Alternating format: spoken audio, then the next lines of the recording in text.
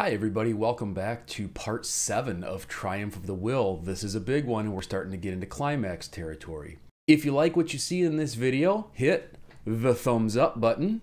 Make sure to leave a comment down below, subscribe to the channel, share with at least one friend so the YouTube algorithm continues to show our videos to other people. And without any further ado, let's check it out. In episode 7, we're going to see the visit to the Ehrenhalle, the Hall of Honor, which was built to honor Nuremberg's dead from World War I. This visitation was called the Totenruhe and comprised Himmler, who was the leader of the SS, and Victor Luzzi, who was the new leader of the SA, visiting the memorial to the dead of World War I in order to pay homage to the men who died in the First World War.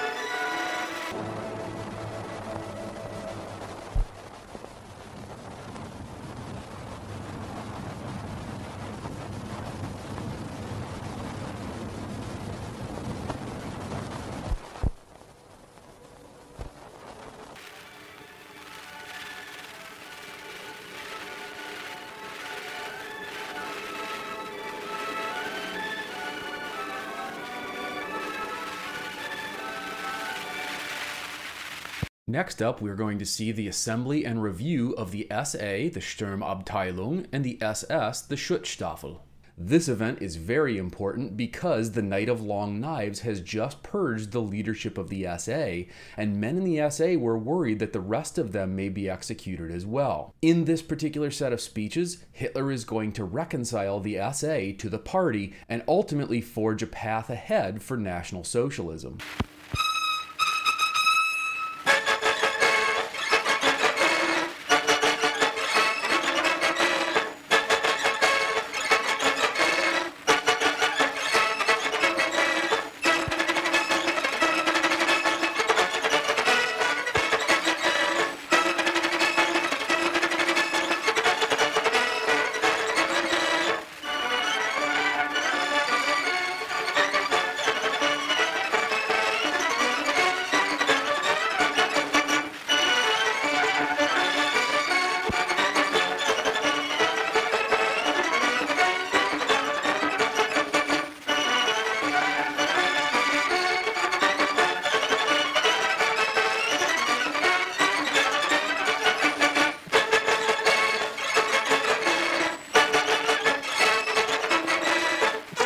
After the SA has made their way into the assembly area, next up we see the SS. Dressed all in black, goose-stepping in unison, these guys look scary, and the SA had to have been sweating because their leadership had just been purged, and the question was outstanding of what was going to happen to the Sturmabteilung. Would they be sacrificed to unify the party behind Hitler, or were they going to be reconciled? I can't imagine what it was like to be standing there with the SS walking in, surrounding the SA. It had to have been pretty nerve-wracking.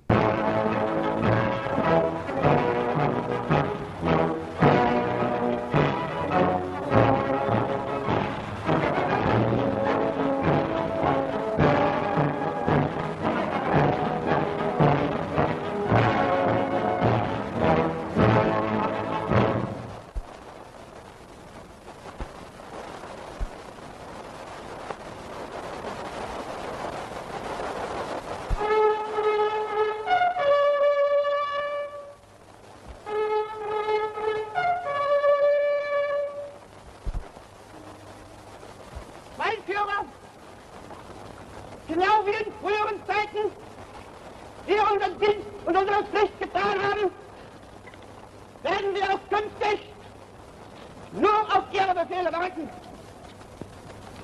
Und wir Kameraden kennen nichts anderes als die Befehle unseres Führers auszuführen und zu beweisen, dass wir die Alten geblieben sind unser Führer Adolf Hitler sich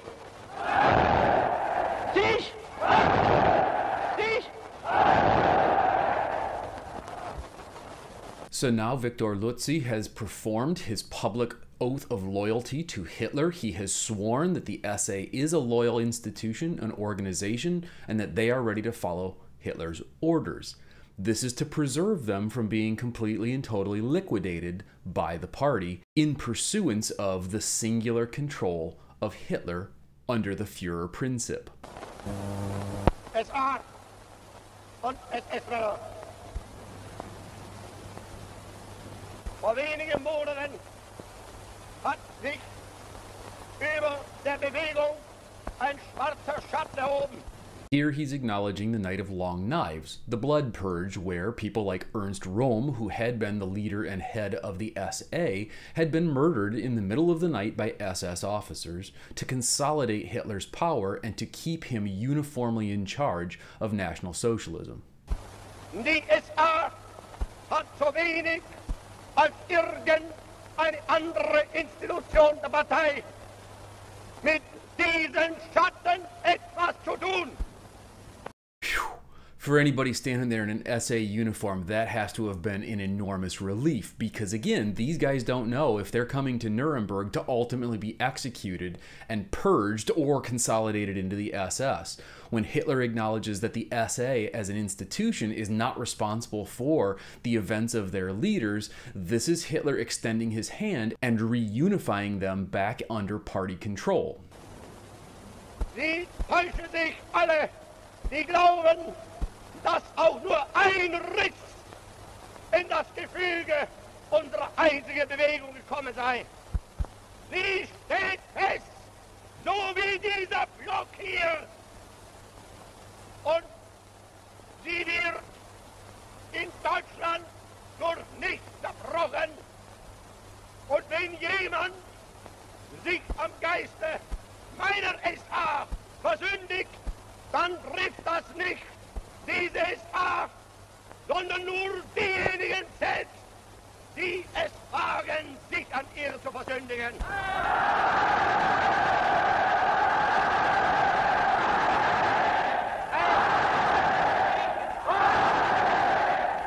Und nur ein Wahnsinniger oder ein bewusster Lügner kann denken, dass ich oder irgendjemand jemals die Absicht hätten, das aufzulösen, was wir selbst in langen Jahren aufgebaut haben. Nein, meine Kameraden, wir stehen fest zusammen für unser Deutschland und wir müssen fest zusammenstehen für dieses Deutschland. Ich übergebe euch dann die neuen Feldzeichen in der Überzeugung, dass ich sie in die treuesten Hände gebe, die es in Deutschland gibt. Denn in den Zeiten hinter uns, da habt ihr mir eure Treue tausendfältig bewiesen. Und in der Zeit vor uns kann es nicht anders sein und es wird auch nicht anders sein.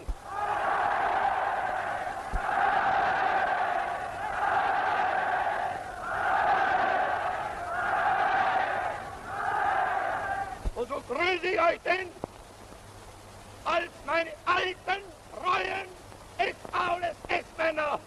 Sieg heil!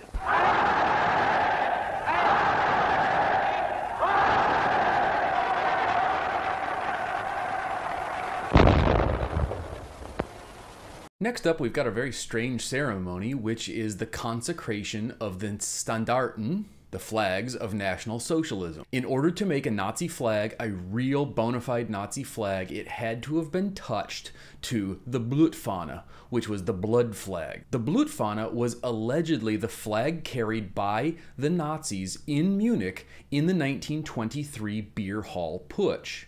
The Nazis thought that they could take over the local government of the city of Munich and that they would have the backing of local officials. However, the police came out and actually shot several Nazis in the streets and dissipated this revolution. The myth goes that one of those Nazis bled onto the flag of National Socialism that he was carrying, creating the Blutfahne, which then all other National Socialist Standarten had to be touched to in an act of consecration for the blood spilled on behalf of National Socialism.